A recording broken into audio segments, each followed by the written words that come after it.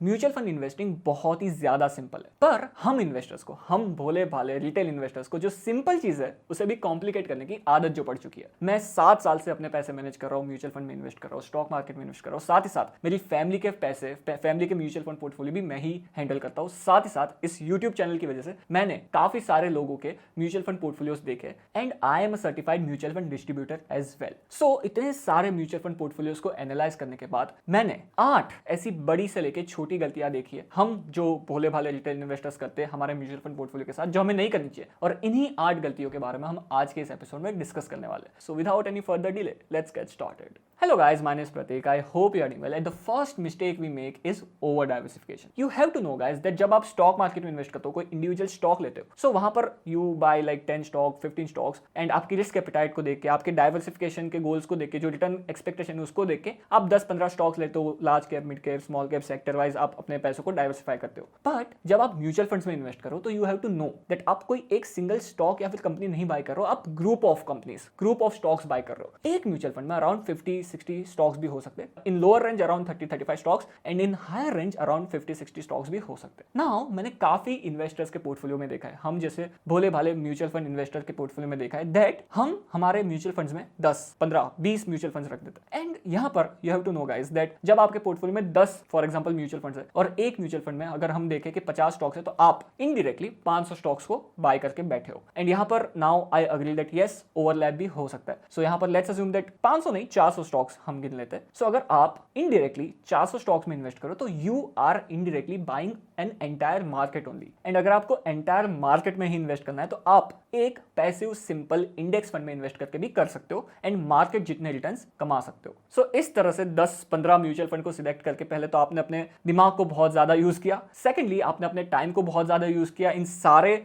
Mutual funds में अपने पैसों को डिवाइड करके डालने में, एंड थर्डली आपने ज्यादा पैसा भी दिया बिकॉज हर एक म्यूचुअल फंड का अलग अलग एक्सपेंस रेशियो रहता है जो आप बचा सकते हो बिकॉज पैसिव इंडेक्स फंड का एक्सपेंस रेशियो बहुत ज्यादा कम रहता है। So this is the first mistake we भोले भाले रिटेल इन्वेस्टर्स डू गाइस, जो हम बहुत ज्यादा म्यूचुअल फंड्स ले लेते हैं। एंड ट्रस्ट में गाइस आपके पोर्टफोलियो में 3 मैक्सिमम 4 म्यूचुअल फंड्स होने चाहिए। एंड ये 4 म्यूचुअल फंड कौन से होने चाहिए वो भी मैं आपको बता देता हूँ। First could be large cap fund, और बिकॉज लार्ज कैप में सिर्फ 100 कंपनीज रहती है एंड वो 100 कंपनीज में से ही फंड मैनेजर चूज कर पाता है कि कौन से कंपनीज लेना है। So instead of going for large cap fund, because यहाँ पे फंड मैनेजर के पास ऑप्शन ही बहुत ज्यादा कम है, you can go for the index fund जो आई थिंक सिमिलर रिटर्न्स आपको दे देंगे। So first could be large cap और index fund, second could be mid cap fund, third could be small cap fund and the fourth could be flexi cap fund आप ले सकते हो। और इन 4 funds में आप अपने रिस्क एपेटाइट को ध्यान में रख के अलोकेशन बढ़ा या फिर कम कर सकते हो। फॉर एग्जांपल अगर आपका रिस्क एपेटाइट ज्यादा है तो आप small cap and flexi cap fund में ज्यादा इन्वेस्ट करो और लार्ज कैप फंड में कम इन्वेस्ट करो। अगर आपका रिस्क एपेटाइट कम है तो आप लार्ज कैप फंड में ज्यादा इन्वेस्ट करो, small and flexi cap fund में कम इन्वेस्ट करो, फिर मिड कैप फंड में कम इन्वेस्ट करो। सो ऐसे थोड़ा सा टैकल करके 3 या 4 म्यूचुअल फंड कैटेगरी से आप अपने अलोकेशन को, अपने म्यूचुअल फंड पोर्टफोलियो को बना सकते हो। एंड 10, 15, 20 म्यूचुअल फंड लेके ज्यादा कॉम्प्लिकेट करने की जरूरत नहीं है। द सेकंड मिस्टेक जो मैंने काफी सारे म्यूचुअल फंड इन्वेस्टर्स के पोर्टफोलियो में देखी है that they try to time the market. और ये गलती को अच्छे से समझाने के लिए मैं आपको एक स्टोरी सुनाना चाहूंगा, जहां पर पीटर लिंजे आप जानते होंगे, जिन्होंने one up on a Wall Street book लिखी है, प्रॉक्सी इन्वेस्टिंग हमें समझाई है, and he was an excellent investor guys. So यहां पर पीटर लिंजे ने एक फंड को मैनेज किया था जिसका नाम था फिडेलिटी फंड। एंड 1977 से लेकर 1990 तक पीटर लिंजे इस फंड को मैनेज कर रहे थे, और इस टाइम ड्यूरेशन में अराउंड 13-14 ईयर्स में पीटर लिंजे ने इस फंड में 29.2% के CAGR रिटर्न्स कमाए। सो अगर फंड का साइज एक्स अमाउंट था, बाय द टाइम उन्होंने जब फंड छोड़ा ये पैसा 29.2% CAGR के रफ्तार से ग्रो हुआ है इन दीज 13-14 ईयर्स, जो एक बहुत ही अच्छा नंबर हो जाता है guys. 29.2% it's an excellent CAGR guys on investment. पर आगे जाके जब स्टडी हुई तो हमें पता चला कि इस फंड में जो इन्वेस्टर्स है इनमें से कई इन्वेस्टर्स ने 29.2% के आसपास तक के भी रिटर्न्स नहीं कमाए, और कई इन्वेस्टर्स तो ऐसे थे जिन्होंने इस फंड में लॉस उठाया। क्यों? बिकॉज ये सारे हमारे जैसे भोले भाले इन्वेस्टर्स इस फंड को भी टाइम करने की कोशिश कर रहे थे। सो इन इन्वेस्टर्स ने जब फंड ने अच्छा परफॉर्म किया रहेगा तब आगे रहेगा इस फंड में इन्वेस्ट करके, एंड अगले कुछ सालों में अगर फंड ने खराब परफॉर्म किया तो दे वुड बी लाइक यार इसने तो एक ही बार अच्छा परफॉर्म किया एंड देन नाउ तो ये गिर रहा है तो हम बेच के निकल जाते हैं। और फिर जब ये इन्वेस्टर्स बेच के निकले सो यहाँ से फिर से इस फंड ने अच्छा परफॉर्म कर दिया होगा। एंड ऐसा ही होता है स्टॉक मार्केट में भी गाइस। स्टॉक मार्केट में जब आप इन्वेस्ट करते हो you have to know guys that it would not be the linear return. आपको एफडी की तरह हर साल 6%, 6%, 6%, 6% नहीं मिलेगा। आपके रिटर्न्स हो गए कभी 5%, कभी -10%, कभी 15%, -5%, 25%, -30%, 60%। तो ऐसे नॉन लीनियर वे में आपका पैसा ग्रो होते जाएगा and over a long term you will see that 12, 15, 18% के CAGR रिटर्न्स आपने कमा लिए। एंड यहां पर आपके साइड से आपको बस एक चीज करनी है दैट इस उतार चढ़ाव में आपको बस इन्वेस्टेड रहना है। आपको टाइम नहीं करना दैट अरे अभी ऊपर है अभी मैं पैसा नहीं डालूंगा, अरे अभी नीचे अभी मैं पैसा डाल सकता हूं। आपको बस हर महीने आपके इन्वेस्टमेंट फिलोसॉफी को लेकर और इन्वेस्टमेंट स्टाइल को लेकर हर महीने एक अमाउंट ऑफ SIP डालनी है। एंड यस, अगर मार्केट गिरता है तो आप थोड़ा पैसा लमसम डाल सकते हो, जो मैं भी करता हूं, पर never try to time the market, specially जब आप म्यूचुअल फंड इन्वेस्टिंग कर रहे हो तो, क्योंकि म्यूचुअल फंड इन्वेस्टिंग है सिंपल इन्वेस्टिंग, यहां पर आपको ज्यादा दिमाग लगाने की जरूरत नहीं है। द थर्ड मिस्टेक जो हम भोले भाले रिटेल इन्वेस्टर्स करते हैं, जो है पास्ट परफॉर्मेंस को देख के हम किसी भी फंड में इन्वेस्ट कर देते हैं एंड देन वो फंड आगे कंसेक्यूटिव ईयर में अच्छा परफॉर्म नहीं करता। See guys, yes, the past performance is the only parameter जो हम यूज कर सकते हैं किसी भी फंड का आगे का फ्यूचर का प्रिडिक्शन करने के लिए कि कैसे वो फंड अच्छा परफॉर्म करेगा आगे जाके, but it is not the only parameter you have to check. आपको ये भी देखना पड़ेगा कि वो फंड में कौन कौन से स्टॉक्स है, आपको ये भी देखना पड़ेगा कि क्या वो मोमेंटम स्टॉक्स तो नहीं है जो अभी अभी बढ़े और फिर आगे जाके गिर सकते हैं, आपको ये भी देखना पड़ेगा कि कोई एक सेक्टर में इस फंड का बहुत ज्यादा एलोकेशन तो नहीं है जो सेक्टर अभी बूम में चल रहा है। और ये सारी चीजों को देखने के बाद आपको उस फंड की फिलोसॉफी भी देखनी पड़ेगी and you have to see you are in the market for consistent return and not for the one time gain on your money. एक साल में अच्छा परफॉर्म कर दिया एंड देन अच्छा परफॉर्म नहीं करेगा, ऐसे फंड्स में आपको नहीं इन्वेस्ट करना है। सो जब भी आप आपके म्यूचुअल फंड पोर्टफोलियो को बनाने के लिए एक म्यूचुअल फंड चूज कर रहे हो, आपको ये नहीं देखना कि सिर्फ लास्ट ईयर में कौन से फंड ने अच्छा परफॉर्म किया है, but you have to see that पिछले 5 से 10 सालों में कौन से फंड ने कंसिस्टेंटली अपने पैसों को ग्रो किया है अपने बेंचमार्क के ऊपर। सो हर एक फंड का एक बेंचमार्क होता है, इसके ऊपर कौन से फंड्स ने कंसिस्टेंटली अच्छा परफॉर्म किया और अपने पीयर्स को भी बीट किया है। क्योंकि तुक्के से कोई भी फंड एक या दो बार तो अच्छा परफॉर्म कर सकता है, बट आपका पैसा उसी फंड में जाना चाहिए जो लंबी रेस का घोड़ा और लंबी रेस में वो कंसिस्टेंटली एक अच्छा रिटर्न दे सके आपके पैसों पे। Alright, moving for the fourth mistake जो मैंने काफी सारे म्यूचुअल फंड पोर्टफोलियोज में देखी है, काफी सारे रिटेल इन्वेस्टर के, जो ये हो जाती है दैट म्यूचुअल फंड पोर्टफोलियो में भी वो बहुत ही ज्यादा अलोकेशन ले लेते हैं थीमेटिक फंड में। अभी मैं 2 महीने पहले एक क्लाइंट के पोर्टफोलियो को देख रहा था और उन्होंने इन्वेस्ट कर दिया था, मैं नाम नहीं लेना चाहूंगा वो फंड का, बट PSU कंपनीज के एक फंड में उन्होंने 60% ऑफ अपना पोर्टफोलियो इन्वेस्ट कर दिया था। नाउ यस, पिछले कुछ महीनों में या फिर कुछ सालों में PSU स्टॉक्स ने अच्छा परफॉर्म किया है, गवर्नमेंट स्टॉक्स ने अच्छा परफॉर्म किया है, but that doesn't mean that आप 60-70% अपने पोर्टफोलियो का एक ही कोई कैटेगरी के थीमेटिक फंड में इन्वेस्ट कर दो। It is a risky bet guys, and I know that thematic fund अच्छा रिटर्न दे सकते हैं if you studied that sector very nicely. आपने इन एंड आउट उस सेक्टर को स्टडी किया एंड यू नो दैट कब उस सेक्टर में पैसा डालना है और कब उस सेक्टर से पैसा निकालना है। पर मेजॉरिटी ऑफ भोले भाले इन्वेस्टर्स के लिए ये इतना ना डीप स्टडी पॉसिबल नहीं है। सो यहाँ पर मैं क्या सजेस्ट करता हूँ मैं आपको बताना चाहूंगा। जब मैं म्यूचुअल फंड में इन्वेस्ट करना चाहूंगा, जब the main goal of mine would be long term wealth creation on my capital investment, so I will make sure that मेरा ज्यादातर पैसा 90% of my money should go on this goal only, to fulfil this goal only. और जो 10% remaining पैसा है वो मैं thematic fund में एक्सपेरिमेंट करना चाहूंगा कि 1 साल में कितना पैसा बढ़ गया, 2 साल में कितना पैसा बढ़ गया, एक्सेट्रा एक्सेट्रा। पर majority of my money should go on the goal that वो पैसा मेरा लॉन्ग टर्म में एक वेल्थ क्रिएट करके दे मुझे और 15 to 20% के रिटर्न्स मुझे कमा के दे। सो ये जो चीज़ है वो मैं अपने लिए फॉलो करता हूँ अपने म्यूचुअल फंड पोर्टफोलियो के साथ एंड मेरे क्लाइंट्स को भी मैं सजेस्ट करता हूँ। बट आपको ये सजेशन मानना नहीं मानना ये आपके ऊपर है, बट अकॉर्डिंग टू मी बहुत बड़ा पैसा थीमेटिक फंड में विदाउट नोइंग दैट सेक्टर डालना is a risky bet and आपको थोड़ा ध्यान रखना चाहिए guys. The fifth mistake we do with our mutual fund portfolio is investing in NFOs guys. Now new fund offer, जब market में कोई नया म्यूचुअल फंड आता है उसे NFO कहते हैं एंड ये जो फंड आता है उसको प्रचार करने के लिए बहुत ज्यादा मार्केटिंग होती है। जो सारे सेल्स पर्सन होते हैं उनको काम पे लगा दिया जाता है दैट अपने क्लाइंट्स को ये फंड बेचो। आप ज्यादा से ज्यादा एप्लीकेशन आने चाहिए इस न्यू फंड ऑफर के लिए। And I also get many of the calls guys from my clients जब कोई बड़ा फंड हाउस एक अलग कैटेगरी में NFO लेके आता है तब कि प्रतीक ये नया NFO आ रहा है, मुझे लगता है कि अच्छा रिटर्न दे सकता है, क्या मैं इन्वेस्ट कर दूं। बट यहाँ पर again you have to know that we have to keep our mutual fund portfolio as simple as possible. Secondly, उस फंड का कोई पास्ट परफॉर्मेंस भी नहीं है, हमें पता ही नहीं दैट पास्ट में उस फंड मैनेजर ने कैसा परफॉर्म किया और उस फंड ने कितने रिटर्न्स बना के दिए। सो कौन से बेसिस पे आप उस फंड में इन्वेस्ट कर रहे हो। जब NFO आता है सारे ही सेल्समैन को एक काम दिया जाता है दैट जितना ज्यादा हो सके हमें इस फंड के लिए एप्लीकेशंस दिए, जितने ज्यादा इन्वेस्टर्स इस NFO में अप्लाई करें उतने ज्यादा उनको कमीशन मिलते हैं। सो सारे ही सेल्समैन लग जाते हैं अपने काम पे कि बाय कर लो ये फंड, बाय कर लो ये NFO तो आपके पैसों को बहुत ही अच्छे से ग्रो कर देगा। बट इसमें हमारा भोले भाले रिटेल इन्वेस्टर्स का इंसेंटिव क्या है, कुछ भी नहीं। So I personally like to avoid NFO। मैं उन्हें टाइम देना चाहूंगा, 3-4 साल देना चाहूंगा and then only I will see that कैसे उस फंड ने परफॉर्म किया है, फंड मैनेजर की फिलोसॉफी क्या है, and then only I would be interested to invest in that mutual fund. Moving forward, guys, the sixth mistake we do while investing in mutual fund is not knowing the basics of mutual fund, guys. काफी सारे investors को नहीं पता होता that expense ratio कैसे calculate होता है. काफी सारे इन्वेस्टर्स को नहीं पता होता दैट एग्जिट लोड कब लगता है, कैपिटल गेन टैक्स कितना लगेगा, डायरेक्ट वर्सेस रेगुलर में क्या डिफरेंस है, ग्रोथ वर्सेस आईडीसीडब्ल्यू में क्या डिफरेंस है, passive versus active mutual funds में क्या डिफरेंस है. एंड ये जो नॉलेज है, बेसिक नॉलेज है म्यूचुअल फंड की, बहुत ज्यादा डिफिकल्ट भी नहीं है समझने में. मैं आपको समझा देता हूँ एक्सपेंस रेशियो कब लगता है. एक्सपेंस रेशियो आपको हर दिन लगता है. सो लेट्स अज्यूम दैट आपने 100 रुपए एक म्यूचुअल फंड में इन्वेस्ट किए और उस म्यूचुअल फंड का एक्सपेंस रेशियो है 1% फॉर जस्ट सिंप्लीफिकेशन पर्पस. सो आपने जो 100 रुपए इन्वेस्ट किए उस पे 1% का एक्सपेंस रेशियो बनता है 1 रुपया. नाउ इस 1 रुपए को डिवाइड कर देंगे 365 से, तो आपका उस दिन का उस 100 रुपए का एक्सपेंस रेशियो निकलेगा और वो डिडक्ट हो जाएगा आपके इन्वेस्टमेंट में से. Let's assume that next day, just for simplification purpose, ये 100 रुपए बढ़ के हो गए 150 रुपीज. नाउ जब सेकंड डे का एक्सपेंस रेशियो कैलकुलेट किया जाएगा तो 150 का 1% हो जाता है 1.5 रुपीज. उसको डिवाइड किया जाएगा 365 से एंड जो अमाउंट आया वो आपके इन्वेस्टमेंट से कट किया जाएगा. जस्ट फॉर सिंप्लीफिकेशन पर्पस वो 150 रुपीज कम होके हो गया 50 रुपीज. नाउ 50 रुपीज का 1% हो गया 0.5 पैसा. उस 0.5 पैसा को डिवाइड किया जाएगा 365 से एंड जो अमाउंट आया वो उस इन्वेस्टमेंट अमाउंट से निकाल दिया जाएगा. इस तरह से एक्सपेंस रेशियो हर दिन आपके इन्वेस्टमेंट में से निकाला जाता है. सो जब आपका इन्वेस्टमेंट बढ़ रहा है तो बढ़े हुए प्राइस पे एक्सपेंस रेशियो निकाला जाता है एंड जब आपका फंड्स गिर रहा है तो म्यूचुअल फंड हाउस के प्रॉफिट गिर जाते हैं. क्यों? क्योंकि आपके एयूएम गिर रहे हैं और उस एयूएम पे जो एक्सपेंस रेशियो निकल रहा है वो गिर रहा है फंड हाउस के लिए. सो आई होप आपको एक्सपेंस रेशियो का फंडा क्लियर हो गया. नाउ अगर हम एग्जिट लोड की बात करें, सो एग्जिट लोड कई फंड्स में नहीं होता, कई फंड्स में 1% के आसपास होता है, कई फंड्स में 1.5% के आसपास होता है, कई फंड्स में ड्यूरेशन होता है दैट एक साल के अंदर अगर आपने आज इन्वेस्ट किया, एक साल के पहले आपने निकाला तो आपको एग्जिट लोड लगेगा 1% का.